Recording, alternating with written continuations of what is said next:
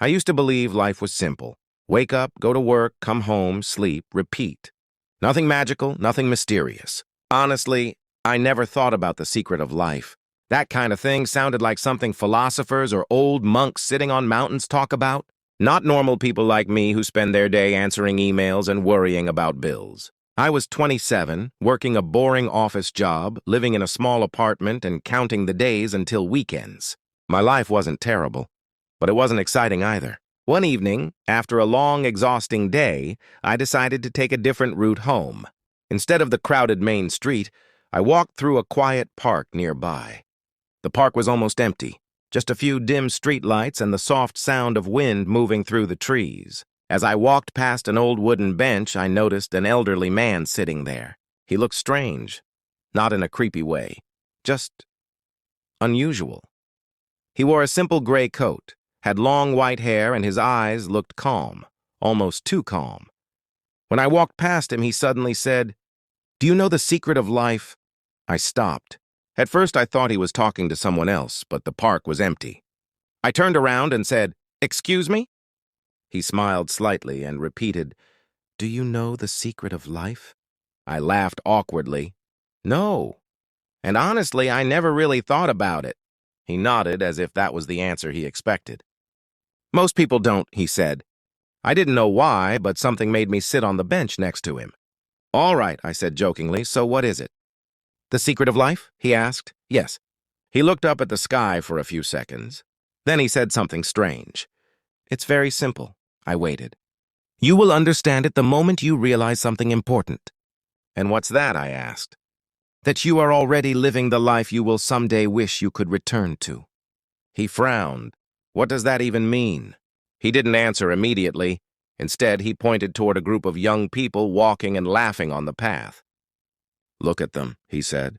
"One day they will be older and say, 'I wish I could go back to when life was simple.'" Then he pointed toward a mother pushing a stroller.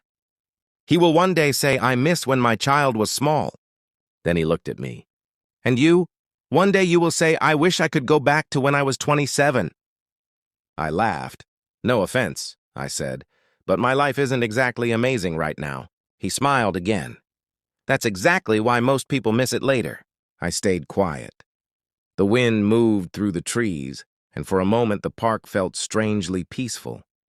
"Tell me," the old man said, "what did you do today?"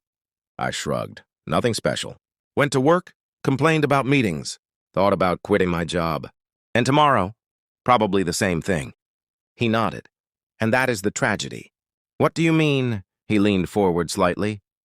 "People spend their best years waiting for better days."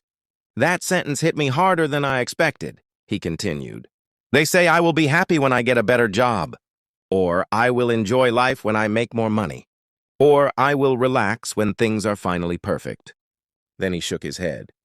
"But by the time they realize life was happening the whole time, it's already gone." I didn't know why, but his words made me uncomfortable.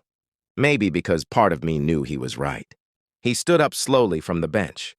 "I should go," he said. "Wait," I said. "That's it? That's the secret of life?" He turned around and looked at me one last time. "Yes." "And what exactly is it again?" I asked. He smiled. "Stop waiting for life to begin." Then he walked away slowly into the darkness of the park. I sat there for several minutes thinking about what he said. At first, I thought it was just random advice from a strange old man. But something about that sentence kept repeating in my head. Stop waiting for life to begin. The next morning, something strange happened.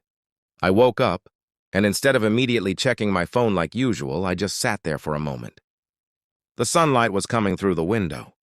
Birds were making noise outside, and for the first time in a long time, I actually noticed it. On my way to work, I stopped at a small cafe I had passed 1,000 times but never entered.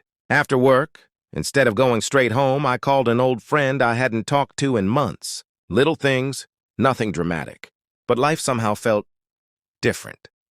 Days turned into weeks, and slowly I realized something. That old man might have been right. Nothing about my life had magically changed. Same job, same apartment, same city.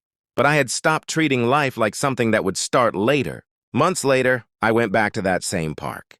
Part of me hoped I would see the old man again, but the bench was empty. I asked a nearby street vendor if he had seen an elderly man who sits there often. The vendor looked confused. "No," he said. "I've been here every evening for years. I've never seen anyone like that." That answer gave me chills. Maybe he was just passing through. Or maybe he was exactly where he needed to be that night. Sometimes I still think about that moment. A random evening, a random park, a random stranger, and a simple sentence that quietly changed how I see life.